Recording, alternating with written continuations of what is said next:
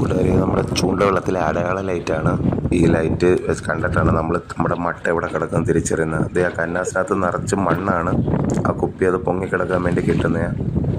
ഇത് ബാബു ചേട്ടൻ ഈ വള്ളത്തിൻ്റെ ഓണറാണ്. പുള്ളി ബാക്കിൽ എൻജിൻ്റെ സൈഡിൽ ഇരിക്കത്തേ ഉള്ളൂ.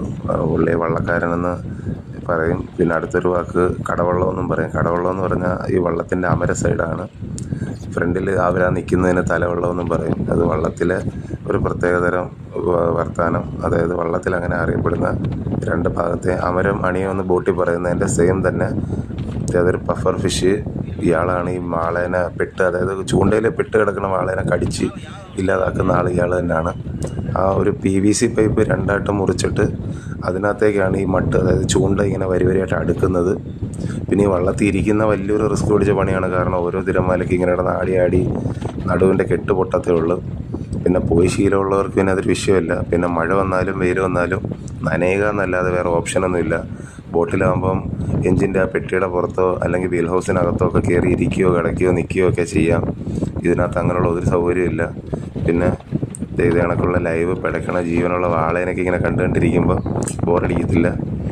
മീൻ നമുക്ക് മട്ടിനകത്ത് പെട്ടില്ലെങ്കിലാണ് നമുക്ക് സങ്കടം. മീനിങ്ങനെ കിട്ടിക്കൊണ്ടിരുന്ന ഒരു കണ്ണിനൊരു കുളിരും മനസ്സിനൊരു സന്തോഷമാണ്. കാരണം എന്തായാലും അരി മേടിക്കാൻ കാശ് കിട്ടുമല്ലോ എന്നുള്ളൊരു പ്രതീക്ഷയുണ്ട്.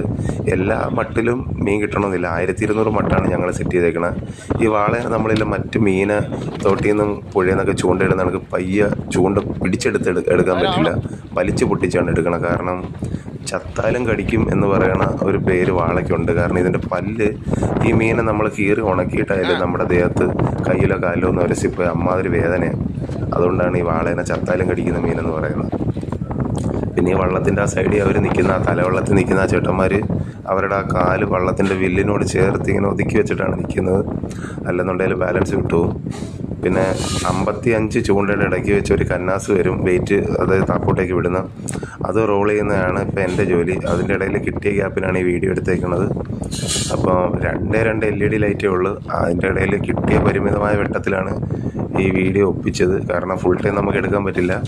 ഇത് ഈ വാളേനിങ്ങനെ ഓരോന്നായിട്ട് ഇങ്ങനെ ഒഴുകി വരുന്നത് ഇങ്ങനെ വലിച്ച് പറിച്ച് പൊട്ടിച്ചിട്ടാണ് എടുക്കുന്നത്. കാരണം കൈക്ക് നല്ല പണി കിട്ടും.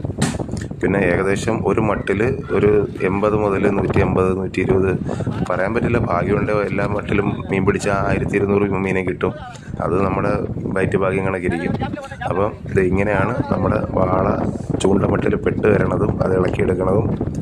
അപ്പോൾ വീഡിയോ ഇഷ്ടപ്പെട്ടെന്ന് വിചാരിക്കുന്നു. ഇഷ്ടപ്പെട്ട സപ്പോർട്ട് ചെയ്യണേ. ഇത് നമ്മൾ തൊഴിലിനിടയിൽ ഒപ്പിച്ച ചെറിയൊരു വീഡിയോ ആണ്. അപ്പോൾ വീണ്ടും അടുത്ത വീഡിയോ കാണാം. ബൈ.